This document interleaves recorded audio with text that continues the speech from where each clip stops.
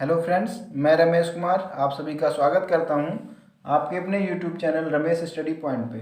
तो दोस्तों, आज हम लोग क्लास 12th की इंग्लिश प्रोज का first lesson a girl with a basket इसे हिंदी में डिस्क्राइब करेंगे। तो आइए दोस्तों, हम लोग चलते हैं लेसन की ओर। A girl with a basket, इसके जो ऑथर हैं वो विलियम सी डगलस हैं। अबाउट द ऑथर, ऑथर के विषय में, लेखक के विषय में, William C Douglas was a जज। तो विलियम सी डगलस जो थे एक जज थे, एक न्यायाधीश थे of the supreme court of America. तो ये अमेरिका के सुप्रीम कोर्ट के, अमेरिका के सर्वोच्च न्यायालय के एक न्यायाधीश थे। He had heard about the warmth and hospitality of the Indians. इन्होंने सुन रखा था, इन्होंने सुना था about the warmth and hospitality of the Indians, भारतीयों के सौहार्दपूर्ण आतिथ्य सत्कार के बारे में इन्होंने सुन रखा था। ही विजिटेड इंडिया इन 1950, इन्होंने भारत में 1950 में विजिट किया, ये भारत में 1950 में आए। He was very impressed by Indians, और ये भारतीयों से काफ़ी ज़्यादा आकर्षित हुए थे, भारतीयों से काफ़ी ज़्यादा ये इम्प्रेस हुए थे। अबाउट द एसे, निबंध के बारे में।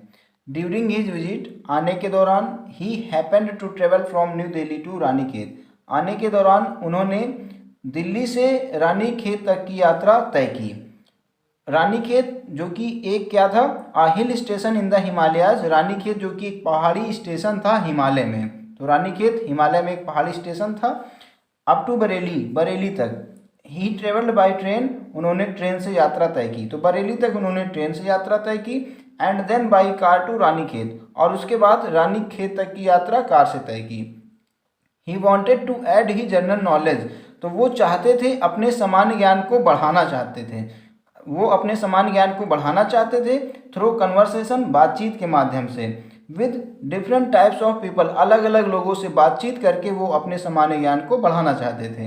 एट एवरी स्टेशन, प्रत्येक स्टेशन पर, he got down on the platform, वो प्लेटफॉर्म पर नीचे उतरते। And talked with the people, और लोगों से बातचीत करते। At one of these stations, इन सभी स्टेशनों में से एक स्टेशन पर, he met a 9 year old refugee girl, वो एक 9 साल की रिफ्यूजी गर्ल यानी शरणार्थी बच्ची से मिलते हैं। She gave him a glimpse of the warm soul of India, जो उन्हें भारत के आत्मसम्मान की एक झलक देती है। तो उस लड़की में उन्हें भारत के आत्मसम्मान की एक झलक दिखाई देती है। This essay is the recollection of many valuable experiences of the author. तो ये जो एसे है, ऑथर के, लेखक के कीमती अनुभवों का एक रिकलेक्शन, संग्रह है। तो ये जो ऐसे है, ये ऑथर के कीमती अनुभवों का एक संग्रह है। I had left new Delhi for the Himalayas, मैं नई दिल्ली को हिमालय के लिए छोड़ चुका था, या फिर मैं नई दिल्ली से हिमालय के लिए निकल चुका था। I was going as far as Bareilly by train, जैसा कि मैं बरेली तक की दूरी ट्रेन से, बरेली तक मैं ट्रेन से। And then by car to Ranikhet, और उसके बाद कार से रानीखेत तक जा रहा था। रानीखेत जो कि एक क्या था, an old British army hill station, जो कि एक अंग्रेजी सेना का पहाड़ी स्टेशन था Ranikhet. Located on a 6000 foot ridge opposite a 120 mile stretch of snow capped Himalayas. तो ये जो रानीखेत स्टेशन था, ब्रिटिश आर्मी का, अंग्रेजी सेना का एक पहाड़ी स्टेशन था, जो कि कहाँ पे स्थित था, 6000 फुट की ऊंचाई पर स्थित था। 6000 फुट रीज, तो ये 6000 फुट की ऊंचाई पर स्थित था। अपोजिट, सामने था, जस्ट अपोजिट था, किसके अपोजिट था, आ 120 mile stretch of snow capped Himalayas, 120 मील तक बर्फ से ढके हिमालय के बिल्कुल जस्ट सामने, जस्ट अपोजिट में 6000 फुट की ऊंचाई पर ये रानीखेत स्थित था। तो ये जो रानीखेत था, बर्फ से ढके 120 मील तक बर्फ से ढके हिमालय के जस्ट अपोजिट में 6000 फुट की ऊंचाई पर रानीखेत स्टेशन था। The train was slow, train धीमी थी। And it stopped at all the way stations, और ये रास्ते के प्रत्येक स्टेशन पर रुकती। एट एवरी स्टॉप, प्रत्येक स्टॉप पर। आई स्वंग ओपन द डोर, मैं दरवाजे को धक्का देकर खोलता। ऑफ माई कंपार्टमेंट, अपने डिब्बे के, तो प्रत्येक स्टॉप पर मैं अपने डिब्बे के दरवाजे को धक्का देकर खोलता। एंड वॉक द प्लेटफॉर्म, और प्लेटफॉर्म पर घूमता टहलता। The platforms were packed with people. तो जो प्लेटफॉर्म थे ये लोगों से भरे हुए थे, ये कई तरह के लोगों से भरे हुए थे। Sikhs, Muslims, Hindus, soldiers, merchants, priest, porters, beggars, hawkers. तो ये जो प्लेटफॉर्म थे कई तरह के लोगों से भरे हुए थे, जैसे सिख थे, मुस्लिम्स थे, हिंदूज थे, सैनिक थे, व्यापारी थे, पुजारी थे, कुली थे, मांगने वाले थे, हॉकर्स यानी फेरी वाले। तो ये जो प्लेटफॉर्म थे इन कई प्रकार के लोगों से प्लेटफॉर्म भरे हुए थे। ऑलमोस्ट एवरीवन वॉज बेयरफुट, लगभग हर कोई नंगे पाँव था, बेयरफुट यानी नंगे पाँव था। And dressed in loose white garments, और उनके जो कपड़े थे वो ढील ढाल सफ़ेद कपड़े थे। I would ask at least 3 people, मैं कम से कम 3 लोगों से बातें करता। Before I could find one who spoke English, जब तक कि मुझे कोई एक ऐसा व्यक्ति ना मिल जाता जो अंग्रेजी बोल लेता हो। तो इसका मतलब मैं कम से कम 3 लोगों से ज़रूर बातें करता, मैं तब तक व्यक्तियों से बातें करता जब तक कि कोई एक ऐसा व्यक्ति ना मिल जाता जो अंग्रेजी बोल लेता हो। We would talk world affairs, हम लोग सांसारिक मुद्दों पर बातचीत करते। And every major topic the news of the day produced, और उस दिन की समाचार के जो प्रत्येक बिंदु रहते, प्रत्येक जो मेजर जो मुख्य बिंदु रहते उन पर हम लोग चर्चा करते हैं। इन दिस वे, इस तरह से, आई वॉज ट्राइंग, मैं कोशिश कर रहा था, इस प्रकार मैं कोशिश कर रहा था, मैं प्रयास कर रहा था। To get a feel of the pulse of the nation, भारत की जो आत्मा है, भारत को मैं समझने का प्रयास कर रहा था। Checking opinion against official attitudes and reports, और सरकारी दृष्टिकोण तथा सूचनाओं के प्रति विचार निरीक्षण करने का मैं प्रयास कर रहा था। Checking opinion against official attitudes and reports, और मैं क्या कर रहा था, जो सरकार के प्रति लोगों के जो दृष्टिकोण हैं उसको मैं समझने का प्रयास कर रहा था। सरकार के प्रति दृष्टिकोण तथा सूचनाओं के प्रति विचार निरीक्षण का मैं प्रयास कर रहा था। द रूट ले through one of the richest of India's agricultural areas, तो जो रूट था, जो मार्ग था, भारत के कृषि संपन्न क्षेत्र से होकर जाता था।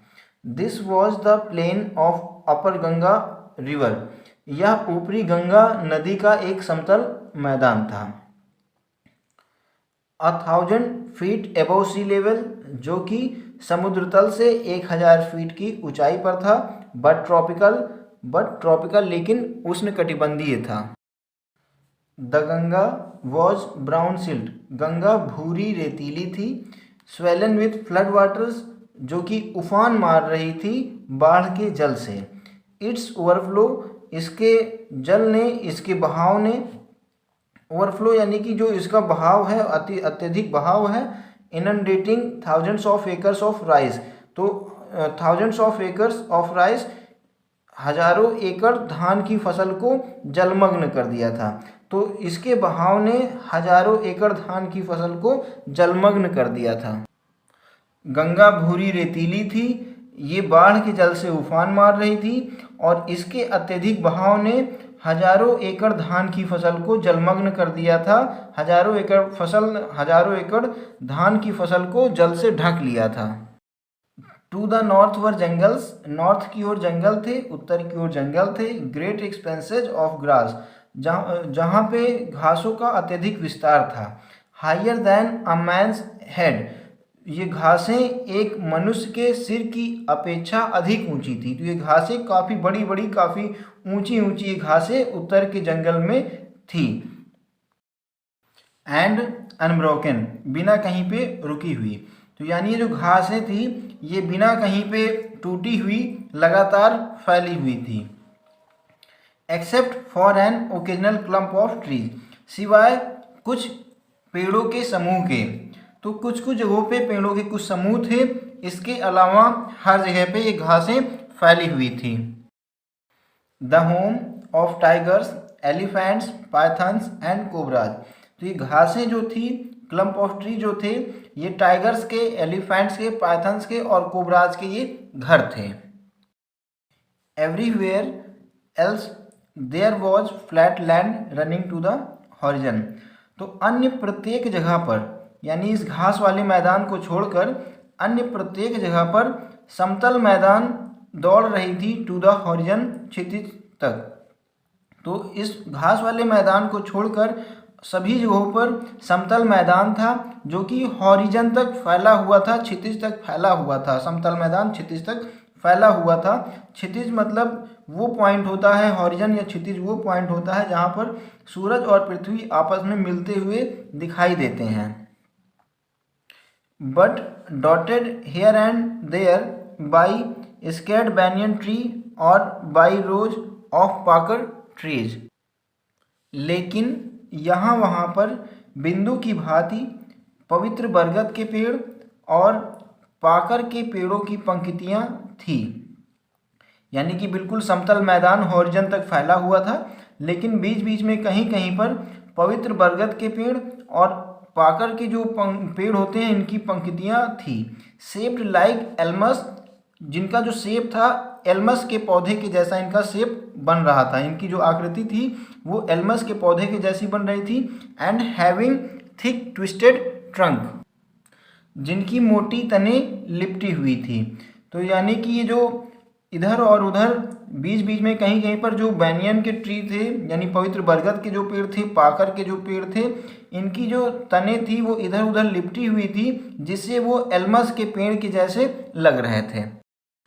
Hot humid air was moving in from the south west, तो दक्षिण पश्चिम की ओर से गर्म और नर्म हवाएं बह रही थी। तो दक्षिण पश्चिम की ओर से गर्म तथा नर्म हवाएं चल रही थी या बह रही थी।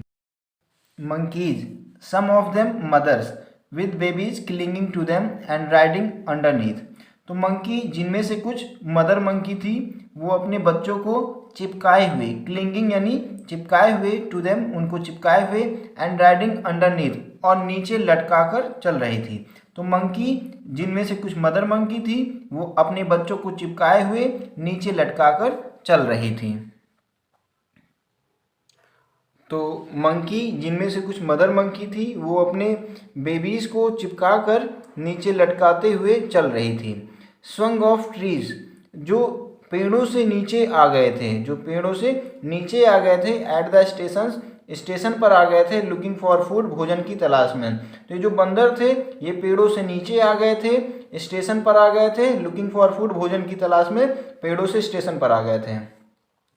The villages we passed had walls made of mud, तो जो गांव हम पास करते या जिस गांव से हम गुजरते उनकी जो दीवारें थी वो मड यानी कि मिट्टी की बनी हुई थी, mixed with water and cow dung, जो कि पानी और गाय के गोबरों से मिलाकर बनाई गई थी। Their peaked roofs were thatched, उनके ऊपर की छतें छाई गई थी। Bundles of grass tied to bamboo poles, बांसों के खंभे में घास को बांधकर उनके ऊपर की छतें छाई गई थी। स्ट्रेच्ड अक्रॉस द राफ्टर्स, और ये जो बांस थे, ये जो बांस के खंभे थे ये बल्लियों पर फैले हुए थे। तो इस तरह से बल्लियों पर फैले बांस में घासों के गुच्छों को, घासों के बंडल को बांधकर उनकी छतें छाई गई थी। That day the pumpkin vines that grew over them were in bloom, तो उस दिन उन दीवारों पर कद्दू की बेलें उगी हुई थी, वर इन ब्लूम जिनमें फूल लगे हुए थे। That day the pumpkin vines that grew over them, तो उस दिन उन पर जो पंपकिन की बेलें लगी हुई थी उनमें फूल निकले हुए थे।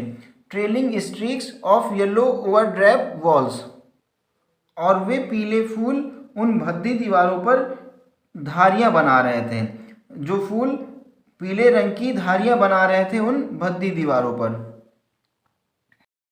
At one station, my routine of talking with the people was interrupted. एक स्टेशन पर मेरा लोगों से बातचीत करने का रूटीन बाधित हो गया था। As soon as I lighted, जैसे ही मैं नीचे उतरा, a group of young children gathered around me. बच्चों के एक समूह ने, यंग बच्चों के, छोटे बच्चों के एक समूह ने मुझे चारों ओर से घेर लिया। दे वर सेलिंग बास्केट्स, वे टोकरियाँ बेच रहे थे। हैंड वुवेन, हाथों की बनी। रीड बास्केट टोकरियाँ थी। With simple designs and pattern, जिनसे सिंपल डिजाइन और पैटर्न बनाए गए थे। दे हेल्ड द बास्केट हाई, उन्होंने अपनी टोकरियों को ऊपर उठाकर रखा था। शाउटिंग वर्ड्स, और वे चिल्ला रहे थे। आई डिड नॉट नो, मैं नहीं समझ पाया। मैं नहीं जान पाया कि वो क्या चिल्ला रहे हैं, बट कन्वेइंग अनमिस्टेकेबली देयर डिजायर, लेकिन मैं बिना किसी गलती के मैं पूरी तरह से मैं अच्छी तरीके से मैं समझ गया कि वो क्या कह रहे हैं, वो क्या चिल्ला रहे हैं। दीज वर रिफ्यूजी चिल्ड्रेन, ये शरणार्थी बच्चे थे। When partition between India and Pakistan was decreed, तो जब भारत और पाकिस्तान के बीच बंटवारे की घोषणा हुई, hundreds of thousands of people pulled up their roots, तो हजारों लाखों लोग बेघर हो गए। पुल्ड अप देयर रूट्स यानी कि बेघर होना, तो हजारों लाखों लोग बेघर हो गए। एंड चेंज देयर रेसिडेंस, और उन्होंने अपना निवास स्थान बदला। 9 million people left India and के 9 million people left Pakistan and came to India, 90 lakh लोगों ने पाकिस्तान छोड़ा और भारत आ गए। तो 90 लाख लोग पाकिस्तान छोड़कर भारत आ जाते हैं। Driven by the fear of religious fanaticism, धार्मिक कट्टरता की वजह से या धर्मांधता की वजह से 90 लाख लोग पाकिस्तान छोड़कर भारत आ जाते हैं। They were poor people to start with, तो जब उन्होंने यात्रा शुरू की थी तब वे गरीब थे। They were poorer as they began their long trek, और वे अपने लंबे सफ़र के दौरान और भी गरीब होते चले गए। यानी कि जब उन्होंने अपनी यात्रा शुरू की थी तब तो वे गरीब थे, और वे अपनी लंबी यात्रा के दौरान और भी गरीब होते चले गए। For all they could carry was a bit, वे जो कुछ भी ला सकते थे वो थोड़ा सा था। For all they could carry, वे जो कुछ भी ला सकते थे, was a bit of food, वो थोड़ा सा भोजन था। एंड अ फ्यू बिलोंगिंग्स, और कुछ सामान था। तो वे जो कुछ भी ला सकते थे अपने सफ़र के दौरान, वो थोड़ा भोजन था और कुछ बिलोंगिंग्स यानी उनके ज़रूरत के सामान थे। सून दे वर आउट ऑफ फूड, जल्द ही उनके पास भोजन समाप्त हो गया, जल्द ही उनका भोजन ख़त्म हो गया। A few days after they started they began to fall, कुछ दिनों के बाद वे गिरना शुरू कर देते हैं, वे गिरना शुरू कर देते हैं। By the way side, road के बगल में, रास्ते के किनारे वे गिरना शुरू कर देते हैं। From the weakness of hunger, भूख की कमजोरी से वे रोड के बगल या सड़क के बगल, रास्ते के बगल गिरना शुरू कर देते हैं। And died where they fell, और वे मर जाते हैं जहाँ गिरते हैं। तो इस तरह से वे लोग जो गरीब थे अपने लंबे सफ़र के दौरान और गरीब होते चले गए। वो जो कुछ भी ला सकते थे वो कुछ भोजन था और कुछ ज़रूरत के सामान थे। जल्द ही उनका भोजन समाप्त हो जाता है और कुछ दिनों के बाद वे रास्ते के बगल में, सड़क के किनारे पर रास्ते के बगल में वे भूख की कमजोरी से गिरना शुरू कर देते हैं और वे जहाँ गिरते हैं वहीं पे वो मर जाते हैं।